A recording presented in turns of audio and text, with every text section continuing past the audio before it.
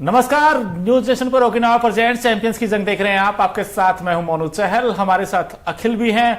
भाई रविवार था, सुपर संडे था और दो बड़े मुकाबले हमें देखने को मिले। पहला मैच खेला गया था वानखेड़े में, जहां पर मुंबई इंडियंस ने दिल्ली कैपिटल्स को 29 रनों से हरा दिया। और फिर जब बात आई लखनऊ में, वहां कहते हैं ना पहले आप। अब लखनऊ की बड़ी नवाबों वाली जीत मिली उनको। उन्होंने लखनऊ सुपर जायंट्स ने 33 रनों से गुजरात टाइटंस को हरा दिया और यश ठाकुर इस जीत के हीरो बने हैं। अखिल जी, इस मैच को आप कैसे देखते हो? इसमें तो ऐसा हुआ कि लखनऊ के गेंदबाजों ने गदर मचाया और गुजरात टाइटंस से जीता जाता मैच गंवाया। बिल्कुल जीता जाता मैच गंवाया है और लखनऊ के गेंदबाजों ने वाकई में गदर मचाया है।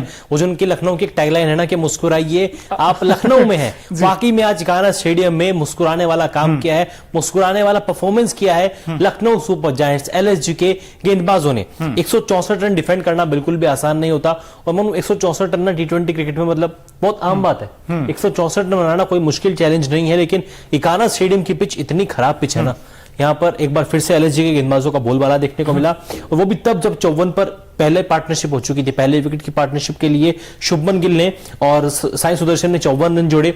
उसके बाद इस टीम का स्कोर 80 पर 5 हो चुका था। अगले 26 रनों के भीतर 5 विकेट गिरे। जो कमबैक एलएसजी के गेंदबाजों ने किया वो काबिल तारीफ है। बिल्कुल काबिल तारीफ था, लेकिन आप ये देखिए भाई, हम लोग क्यों कहते हैं जीता जाता मैच गंवाया? क्योंकि आप ये देखिए, जब आज ओपन चेंज किया गया, एक शुभमन गिल आए ओपन करने और साथ ही साथ उनके साई सुदर्शन को ओपनिंग के लिए भेजा गया। अब दोनों ऐसे लग रहे थे कि भाई ये तो बहुत अच्छा टेम्परामेंट है, फुटवर्क दोनों के पास है, लगा था ये दोनों ही मैच खत्म करके आएंगे। लेकिन जब 46 विदाउट लॉस छक्का ही मारा उसके बाद, हालांकि और स्कोर पहुंच गया था 54 आई थिंक, और 5.5 ओवर हुए थे। छठे गेंद ओवर की जब लास्ट गेंद थी, यश ठाकुर ने एक ऐसी गेंद फेंकी जो अंदर आने वाली गेंद, वही फिर अक्रॉस द लाइन खेलने वाली आदत शुभमन गिल की ले बैठी और अपना विकेट दे फेंका। अब 54 पर एक आउट है, हमें लगा कि चलिए आराम से जीत जाएंगे। लेकिन ये 28 रनों के अंदर जो 4 विकेट गिरे हैं अखिल जी, एक के बाद एक, और वो जो आउटस्टैंडिंग कैच पकड़ा है रवि बिश्नोई ने, तो विलियमसन भी आउट हो गए।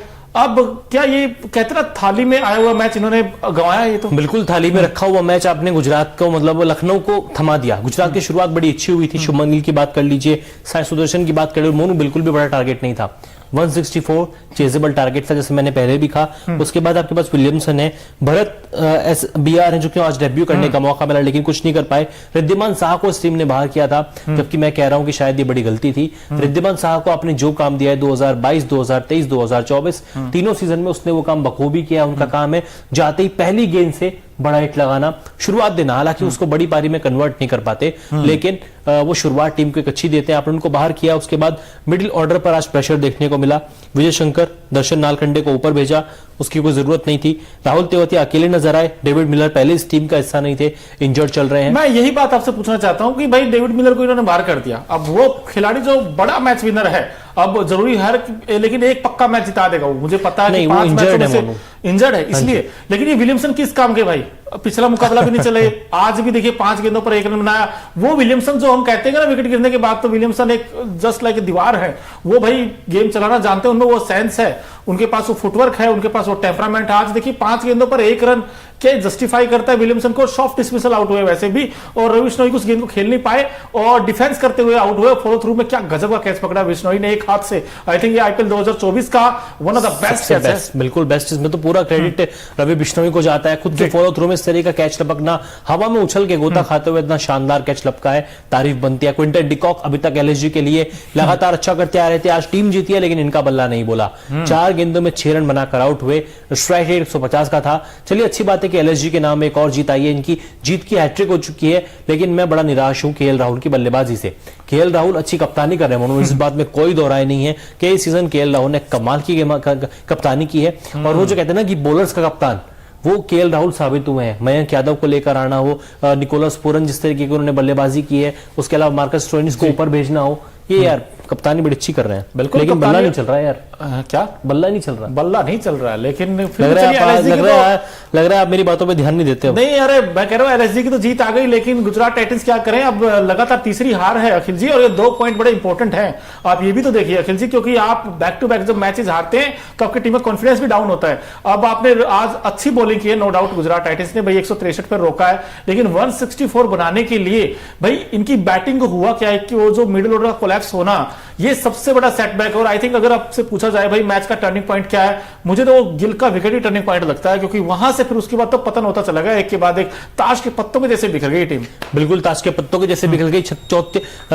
पावर प्ले की आखिरी गेंद पे यानी कि 36 गेंदों में 54 की साझेदारी हो चुकी है। आपका मिडिल ऑर्डर पूरे आईपीएल की जब 10 टीमें हैं सबसे बेस्ट आपका मिडिल ऑर्डर माना जाता है, लेकिन आज वो कोलैप्स कर गया। और हम लगातार मैं एक ही बात कहता हूं कि जैसे इंडियन टीम में होता था टॉप 3 के बाद जब मिडिल ऑर्डर की बैटिंग आती थी कोलैप्स कर जाते थे, वैसे ही राजस्थान रॉयल्स की बल्लेबाजी में देखने को मिला है। हालांकि जिस तरीके से उन्होंने आरसीबी के खिलाफ चेज किया, मिडिल ऑर्डर ने कल टीम की लाज बचा ली। जॉस बटलर ने अच्छी बल्लेबाजी की, लेकिन आज जीटी का टॉप ऑर्डर फेल हुआ। आज मिडिल ऑर्डर के पास कुछ करने का मौका था, लेकिन ये मौका टीम ने गवा दिया। अच्छा, गुजरात टाइटंस की दोस्तों 7 ऐसे बैट्समैन हैं जो डबल डिजिट में नहीं पहुंचे हैं। अब मैं आपसे ये पूछना चाहता हूं कि भाई क्या ये जो यश ठाकुर है, इन्होंने 3.5 ओवर में जिसमें से एक मैडन भी डाला है दोस्तों, सिर्फ 30 रन दिए और 5 विकेट झटके हैं। अब क्या इन्होंने अच्छी गेंदबाजी की या गुजरात ने खराब बल्लेबाजी की? नहीं, गुजरात ने खराब बल्लेबाजी की। अच्छा, गुजरात ने की है। नहीं, लखनऊ की तो गेंदबाजी वाकई में काबिले तारीफ रही है अभी तक पूरे सीजन। जिस तरीके से उन्होंने कप्तानी की केएल राहुल ने और उनके बॉलर्स ने भी उनको डिलीवर करके दिया है, लेकिन यार डिसअपॉइंट किया है गुजरात ने। थाली में रखा हुआ मैच, जैसा आपने कुछ ही सेकंड पहले कहा था, थाली में रखा हुआ मैच उन्होंने गुजरात को दे दिया कि चलिए आपका घर है, हम मुस्कुराते हुए आपको जीत दे देते हैं। बिल्कुल जीत दे देते हैं, लेकिन भाई एक बार जल्दी से आपको मैच का हाल बता देते हैं कि लखनऊ की टीम ने टॉस भी जीता और मैच भी जीता। लखनऊ ने पहले बैटिंग की और उसमें क्विंटन डिकॉक जल्दी आउट हो गए थे। उसके बाद केएल राहुल 33 बनाए 31 गेंदों पर। देवदत्त पडिक्कल फिर से ये सबसे बड़ा कंसर्न है इस टीम के लिए कि भाई कब रन बनाएगा देवदत्त पडिक्कल। उसके बाद मार्कस स्टोनिस, इनका भी फॉर्म बड़ा बेकार जा रहा था, लेकिन इस मैच में आकर उन्होंने बड़ी अच्छी पारी खेली। और पडिक्कल आपको दिखा भी रहे हैं भाई, इनको ब्राइट फ्यूचर कहते हैं इंडिया का, लेकिन पडिक्कल साहब रन नहीं आ रहे हैं आपके। बिल्कुल रन नहीं आ रहे हैं। पूरे सीजन अभी तक 4-5 पारियां हो चुकी है जब से आरसीबी से गए हैं ना। राजस्थान के लिए 2 सीजन खेले, वहां पे अच्छा नहीं कर पाया, टीम ने ट्रेड कर दिया आवेश खान के साथ। आवेश खान अच्छा खेलने लगे हैं आरआर में आके, लेकिन इनकी किस्मत अभी भी सोई हुई है, रूठी हुई है। लेकिन मैं अभी भी कहूंगा जब से इनकी हाथ से ओपनिंग गई है ना, आरसीबी में बतौर ओपनर खेलते थे, बल्ले से शतक भी देखने को मिलते थे, बड़ी बड़ी पारियां खेलते थे। लगातार इन्होंने 2 सीजन में आरसीबी के लिए मैच विनिंग परफॉर्मेंस किया। आरआर में आए, ओपनिंग गई, नंबर 3 पे आए, नंबर 4 पे आए, और अब जब से एलएसजी में पहुंचे हैं वाकई फिर से ओपनिंग नहीं कर रहे हैं। किस्मत खराब चल रही है। लेकिन एलएसजी के लिए अखिल जी एक मुझे अच्छी बात यह लगी कि Marcus Stoinis back in form. अब ये खिलाड़ी जब फॉर्म में आ गया, और ये देखिए निकोलस पूरन, अभी इनकी जोड़ी बड़ी शानदार रहती है, लेफ्ट राइट कॉम्बिनेशन है, और मैच बड़े अच्छे से इन्होंने फिनिश किए। बहुत बार हमने देखा है, क्योंकि आज भी देखिए 32 बनाए 22 गेंदों पर। जो मार्कस स्टोनिस की इनिंग है 58 बनाए 43 गेंदों पर। ये जब दोनों चलते हैं तो फिर सामने वाले टिक नहीं पाते गेंदबाज, चाहे कोई भी हो। और अब इस तरीके की बैटिंग जब ये करते हैं तो मजा आता है देखकर। और दूसरी सबसे इंपॉर्टेंट चीज ये है कि इनकी गेंदबाजी ने वो दमखम दिखाया। हम हमेशा कहते हैं कि भाई रवि बिश्नोई अच्छा करते हैं, और ये जो विकेट था लखनऊ का, जो विकेट था, हमने दोस्तों वैसे पिच रिपोर्ट में आपको बताया था कि भाई इस विकेट का स्लो विकेट रहेगा और स्पिन गेंदबाजों को डोमिनेंस करेगा। और आज देखिए रवि बिश्नोई ने बड़ी अच्छी गेंदबाजी की, यश ठाकुर ने बड़ी अच्छी गेंदबाजी की। यश ठाकुर के पास भी अखिल जी वो कला तो है, वो आर्ट तो है, कैसे विकेट्स लिए जाते पावर प्ले में।